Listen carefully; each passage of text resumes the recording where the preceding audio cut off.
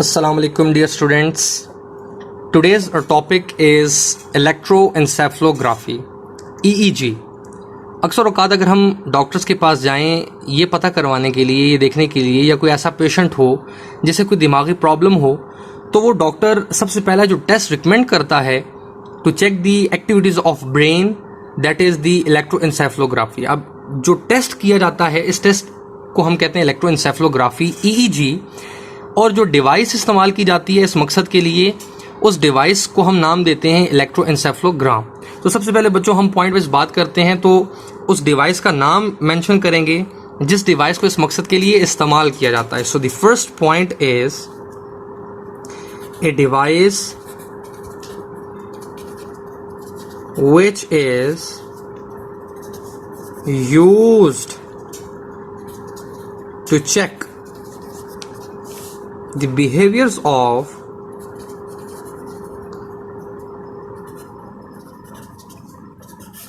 brain is known as electroencephalogram. ये तो device हो गई. अब आप चाहें तो जो एब्रिविएशन EEG है वो इस डिवाइस के साथ भी जोड़ सकते हैं, क्योंकि डिवाइस और जो इससे टेस्ट किया जाता है दोनों के लिए बेसिकली जो एब्रिविएशन है वो EEG ही होती है. लेकिन कॉमनली हम EEG इस्तेमाल करते हैं फॉर इलेक्ट्रोएंसेफेलोग्राफी, यानी टेस्ट के साथ इस एब्रिविएशन को हम कनेक्ट करते हैं, क्योंकि मोस्टली इसी का जिक्र किया जाता है, डिवाइस का जिक्र नहीं किया जाता. बट इसके बाद बात यह है कि हम जब इलेक्ट्रोएंसेफेलोग्राफी की बात करते हैं, जब डिवाइस की बात करते हैं, तो फिर अगला सवाल ये पैदा होता है कि ये डिवाइस इस्तेमाल कौन करता है. नो डाउट डॉक्टर्स ही इस्तेमाल करते हैं, लेकिन जो फील्ड है वो कौन सी फील्ड है और कौन से डॉक्टर्स इसका इस्तेमाल करते हैं. So it is used by neurologist.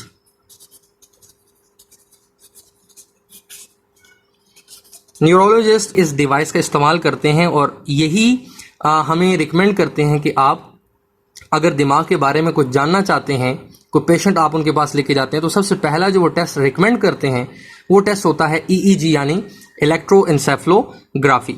अब वो डॉक्टर क्या देखना चाहते हैं, क्योंकि डॉक्टर को इस चीज़ का इल्म है कि जब कभी कोई इंसान सोचता है, दिमाग के अंदर कोई ख्याल लेकर आता है, तो उन ख्यालात या सोच की वजह से कुछ सिग्नल्स जनरेट होते हैं न्यूरॉन की एक्टिविटीज की वजह से.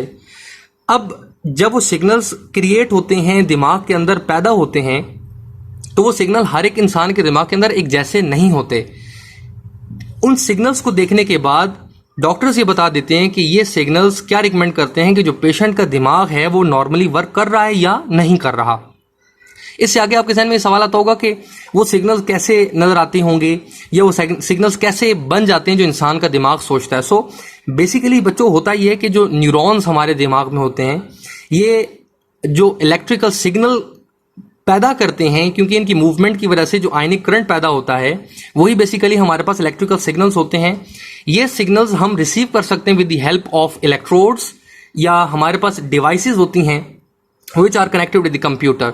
अब जब इलेक्ट्रोड्स को दिमाग के साथ कनेक्ट कर दिया जाता है और वो इलेक्ट्रोड्स पोटेंशियल डिफरेंस की वर्किंग प्रिंसिपल पे काम करते हैं, तो वो इलेक्ट्रिकल सिग्नल जब पोटेंशियल डिफरेंस क्रिएट करते हैं, तो जो इलेक्ट्रोड्स को सिग्नल मिलता है वो सिग्नल ट्रांसफर होता है टू द कंप्यूटर, और कंप्यूटर उन सिग्नल्स को स्टडी करने के बाद कुछ वेव फॉर्म्स बना देता है, कुछ सिग्नल्स बना देता है, और वो सिग्नल्स देखने के बाद डॉक्टर ये रिकमेंड करता है कि आपके पेशेंट को दिमागी इलाज की ज़रूरत है या इसके दिमाग का जो काम है वो नॉर्मल हो रहा है, यानी इसको किसी दिमागी तौर पर कोई ट्रीटमेंट की ज़रूरत नहीं है. सो याद रखिएगा ये जो मैंने आपसे कहा कि जो इलेक्ट्रोएंसेफेलोग्राफी है ये बेसिकली इलेक्ट्रिकल सिग्नल्स को स्टडी करती है और उन सिग्नल्स को कंप्यूटर में बनाकर दिखा देती है, जिससे पता चल जाता है कि आया दिमाग का जो बिहेवियर है वो नॉर्मल है या वो एबनॉर्मल वर्क कर रहा है. अब अगला सवाल ये पैदा होता है कि ये डिवाइस कैसे काम करती है, क्योंकि मैंने बातों बातों में एक जिक्र कर दिया कि इसमें हम कुछ इलेक्ट्रोड्स का इस्तेमाल करते हैं, क्योंकि दिमाग के अंदर इलेक्ट्रिकल सिग्नल्स पैदा होते हैं. तो कुछ डिवाइस से रिलेटेड हम यहाँ पर पॉइंट वाइज बात कर लेते हैं और मैं उनको रोमन पॉइंट्स में यहाँ पर मेंशन कर देता हूँ. डिवाइस से रिलेटेड अगर बात करें तो it consist of multiple electrodes known as sensor. इस डिवाइस के साथ बहुत सारे इलेक्ट्रोड्स लगे होते हैं जिसे हम इंसान के दिमाग के साथ कनेक्ट करते हैं, और इन इलेक्ट्रोड्स को बेसिकली डॉक्टर सेंसर्स कहते हैं, क्योंकि वो सेंस करते हैं कि अंदर इलेक्ट्रिकल सिग्नल्स कैसे पैदा हो रहे हैं, उनकी नेचर क्या है। Which are attached to the head and the other end is attached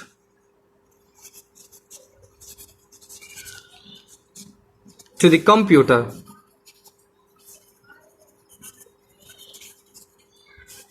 for visualization।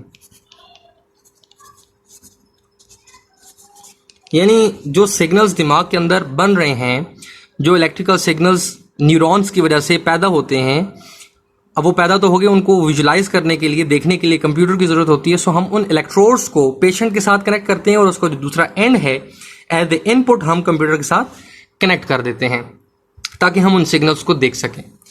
अच्छा, इसके बाद हमारे पास कि इलेक्ट्रो जो इंसेफ्लोग्राफी होती है, इसके अंदर हम बेसिकली क्या मेजर कर रहे होते हैं। सो मैंने आपसे जिक्र किया जो सिग्नल्स बनते हैं वो पोटेंशियल डिफरेंस क्रिएट करते हैं। तो ये जो इलेक्ट्रोएंसेफ्लोग्राफ है ये पोटेंशियल डिफरेंस को या जो आयनिक करंट में आने वाली फ्लक्चुएशन है उसको मेजर करती है, जिसकी मेजरमेंट से हमें पता चल जाता है कि क्या दिमागी बिहेवियर चल रहा है। सो सेकेंड पॉइंट हम लिखते हैं EEG actually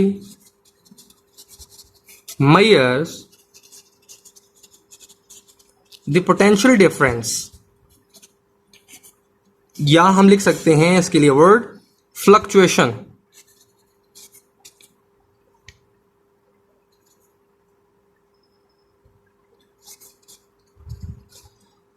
produced by the neurons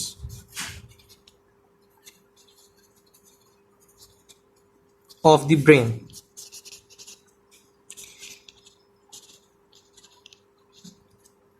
क्योंकि मैंने आपसे जिक्र किया न्यूरॉन्स असल में जो एक्टिविटी करते हैं दिमाग के अंदर, वो एक्टिविटी आयनिक करंट के पैदा करने का बाइस बनती है। और आयनिक करंट यानी करंट अगर हम नॉर्मली बात करें, जिसका हम पहले भी डिस्कशन कर चुके हैं, करंट तभी फ्लो करता है या चलता है जब पोटेंशियल डिफरेंस हो। तो जाहिर सी बात है कि ऊपर हमने पोटेंशियल डिफरेंस का जिक्र कर दिया है।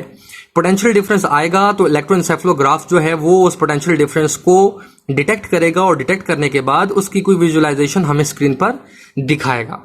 सो हम अब न्यूरॉन से रिलेटेड कुछ बात करते हैं कि जो न्यूरॉन्स हैं उनका असल बिहेवियर क्या है, या वो क्या होते हैं, वो आया उन पर चार्ज होता है या वो करंट किसी और मटेरियल के जरिए प्रोड्यूस करते हैं। सो थर्ड पॉइंट में हम लिखते हैं कि न्यूरॉन्स जो हैं, न्यूरॉन्स आर इलेक्ट्रिकली चार्ज्ड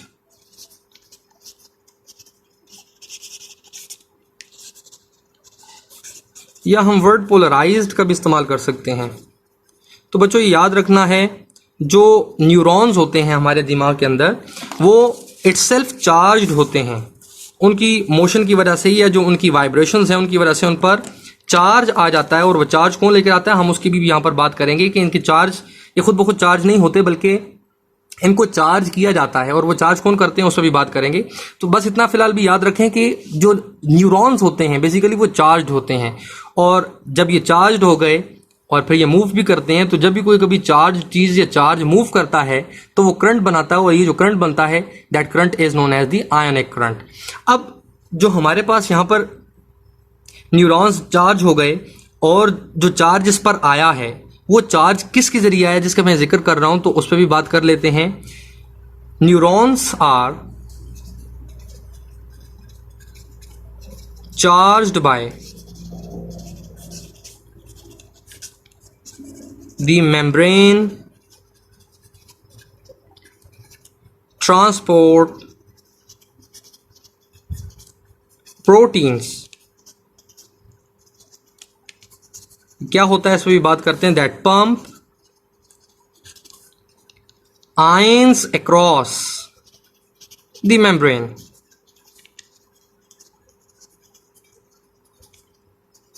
क्या मतलब है बच्चों इसका?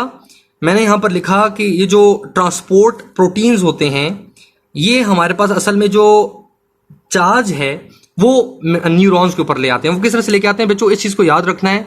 यहाँ पर बायो के बच्चों का तो ये पॉइंट ऑफ व्यू क्लियर होता है, लेकिन कुछ बाकी बच्चों के लिए ये बात कहना ज़रूरी है। बेसिकली जो ट्रांसपोर्ट प्रोटीन्स होते हैं, इनका काम ही यही होता है to transfer or to pump the ions and small molecules into the nerve cells or into the neurons। इनका काम यही होता है कि ये तमाम तर आइंस को, चार्जेस को या स्मॉल साइज जो मॉलिक्यूल्स होते हैं उनको पंप करते हैं, उनको खींच के ले जाते हैं इनटू द सेल। कौन से सेल में? इनटू द नर्व सेल, जिसे हम न्यूरॉन कहते हैं। तो बेसिकली ये प्रोटीन्स असल में काम कर रहे हैं चार्ज को या आइंस को न्यूरॉन्स के अंदर ले जाने में। जब ये चार्ज न्यूरॉन्स के अंदर चलेंगे तो अब न्यूरॉन्स भी चार्ज हो जाएंगे, और न्यूरॉन्स जब मूव करेंगे, एक्टिविटी करेंगे, तो उनकी एक्टिविटी की वजह से आयनिक करंट आएगा, पोटेंशियल डिफरेंस आएगा, और जब पोटेंशियल डिफरेंस आएगा तो इलेक्ट्रोएन्सेफलोग्राफ जो ग्राफ उस पोटेंशियल डिफरेंस को डिटेक्ट करेगा, उसको स्टडी करने के बाद हमें विजुअलाइजेशन दे देगा। अब जो आयनिक करंट बनता है, उस आयनिक करंट में कौन कौन से आयंस शामिल होते हैं उस पर भी बात करते हैं थोड़ी सी, कि बेसिकली जो चार्ज हमारे पास मूव करते हैं इनटू द नर्व सेल्स वो कौन कौन से होते हैं। So the ionic current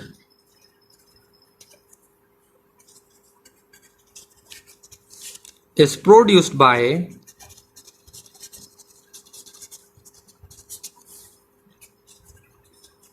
the neurons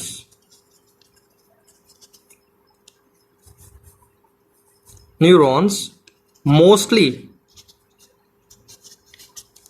contains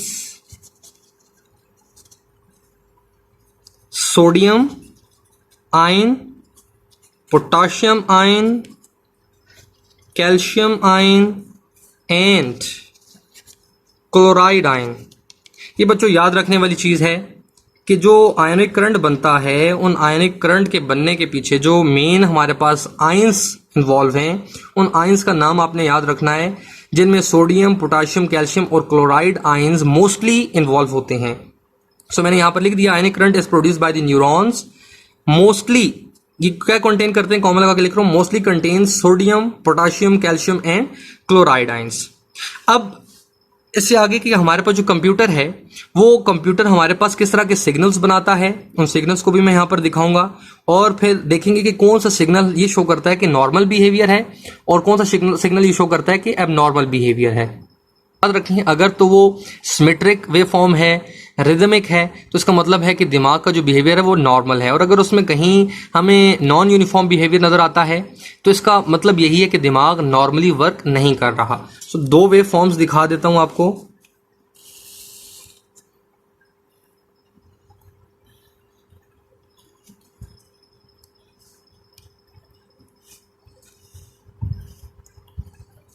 आप देख सकते हैं मैंने कुछ आपको वेव फॉर्म्स दिखाए हैं। वेव फॉर्म मैक्सिमम, फिर मिनिमम, कम होते होते होते कम, ये एक पॉइंट, फिर ये नई वेव फॉर्म, और फिर कम होते होते ये आपको नजर आएगा कि लगातार जो बिहेवियर है वो सेम चल रहा है। अगर इस तरह का कोई सेम बिहेवियर चल रहा है तो इसका मतलब ये है कि जो दिमाग की वर्किंग है वो नॉर्मल है। सो आप लिख सकते हैं नॉर्मल। और अगर ऐसा वेव फॉर्म बन जाता है कि जिसके अंदर हमें बिहेवियर ठीक नज़र नहीं आता, यानी एक वेव फॉर्म तो कुछ हमारे पास इस तरह से बनी, अगली में हमारे पास जो बिहेवियर है वो कुछ अजीब सा हुआ, और आप देख सकते हैं कि इन वेव फॉर्म्स में कहीं भी हमें कुछ सिमेट्रिक बिहेवियर नजर नहीं आ रहा, या एक जैसी नहीं है after the same interval of time. ऊपर वाली में नजर आ रहा था after the same interval of time same repetition हो रही थी सिग्नल्स की, लेकिन इस वाली में हमारे पास सेम रिपीटिशन नहीं है। सो हम कह सकते हैं ये बिहेवियर हमारे पास जो है वो शो करता है कि ये एबनॉर्मल है।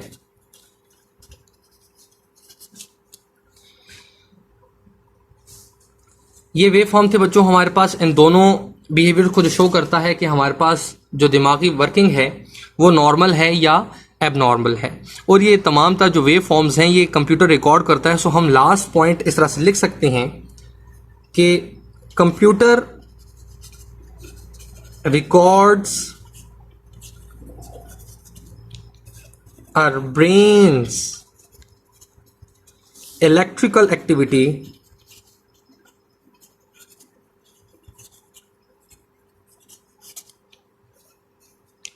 on the screen in form of waves, जो कि मैं आपको वेव्स दिखा चुका हूं। ये सारा का सारा काम कंप्यूटर कर रहा है और इसे देखने के बाद हम इजीली बता सकते हैं कि जो दिमागी बिहेवियर वो नॉर्मल है या एबनॉर्मल है। सो बच्चों, टॉपिक हमारा यहाँ पर एंड हुआ। बहुत सिंपल सा टॉपिक था, उम्मीद करता हूँ समझ आ गई होगी कि इसमें इतनी टफ बात नहीं थी। नेक्स्ट लेक्चर में मिलते हैं, मुझे इजाज़त दीजिएगा। अल्लाह हाफ़िज़।